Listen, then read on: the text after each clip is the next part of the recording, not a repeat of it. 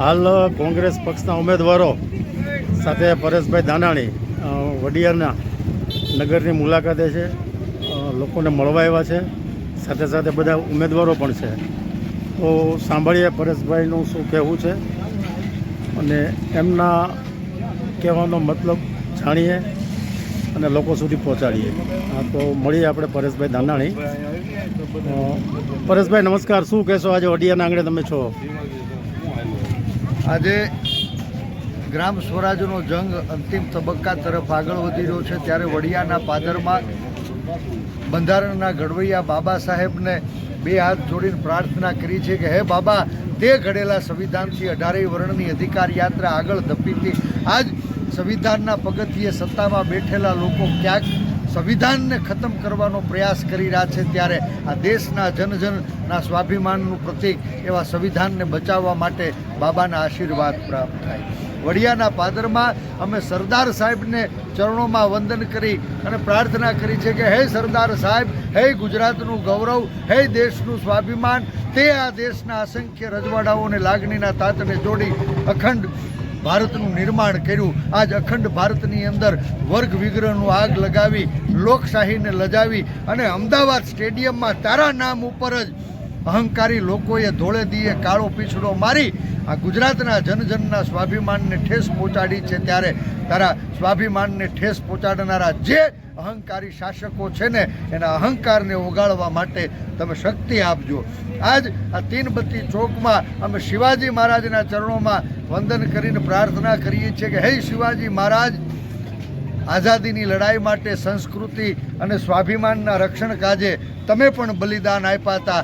આજ કોંગ્રેસના નેતૃત્વ તળે એક અંગ્રેજોને હાકી કાઢ્યા, દેશને આઝાદી અપાવી. કમનસીબે વીતેલા વર્ષોમાં આધુનિક અંગ્રેજોએ ફરી પાછા મારા ગુજરાતને ગુલામ બનાવવાનું ષડયંત્ર રચ્યું છે, ત્યારે આ આધુનિક અંગ્રેજોની ગુલામીની જંજીર તોડવા વડિયા ગામ, મલક સહિત આખોય કુકાવા, વડિયા તાલુકો, અમરેલી જિલ્લો અને ગુજરાતના જનજનને બળ પૂરું પડે એના માટે તમે આશીર્વાદ આપજો. મને વિશ્વાસ છે આ લડાઈ સત્તાની નથી, આ લડાઈ સ્વાભિમાનની લડાઈ છે.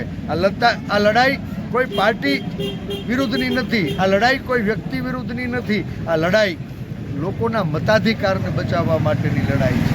તમે જુઓ, સત્તાના મદમાં ભાન ભૂલીને અહંકારી શાસકો આજ વિપક્ષના ઉમેદવારો એના માથા મચડી પરાણે બિનહરીફ થવાના પ્રયાસ કરે છે. ગયા 5 વર્ષ 250 માથા મવડી અને પરાણે બિનહરીફ થનારા ભારતીય જનતા પાર્ટીના લોકોને ગુજરાતે લાલ આંખ ન દેખાડી એનું પરિણામ આ ચૂંટણીઓમાં આખા ગુજરાતના 250 તાલુકા, જિલ્લા પંચાયત કે નગરપાલિકાના ઉમેદવારો એના જોર જુલમ દાદાગીરીથી માથા મવડી અને પરાણે ભારતીય જનતા પાર્ટીના ઉમેદવારોને બિનહરીફ કરવા સત્તાનો દુરુપયોગ કર્યો. ગઈ વખતે 250 માથા મળ્યા, આ વખત 750 માથા મળ્યા.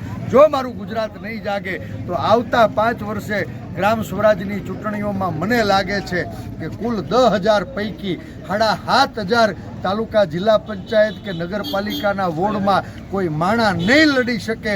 આ ભારતીય જનતા પાર્ટીના લોકો 7,500 ખાનામાં હળિયું ખોડશે તો એ હળિયુંને મારા ગુજરાતના સામાન્ય માણસોએ મારે તમારે સલામ મારવી પડે એવી સ્થિતિ છે. ત્યારે લોકશાહીને બચાવવા માટે માણસના મત નામના અધિકાર એ શસ્ત્રને ધાર કાઢવાની અમે વડિયાના પાદરમાં વિનંતી કરી. મને વિશ્વાસ છે ગુજરાતે કરવટ બદલી છે, સત્તામાં બેઠેલા લોકોના અહંકારને ઉગાડવાનો સંકલ્પ કર્યો છે. 26 તારીખે આખું ગુજરાત વહેલું ઉઠીને સવારે 7 વાગે લાઇનમાં ઊભું રહી જવાનું છે.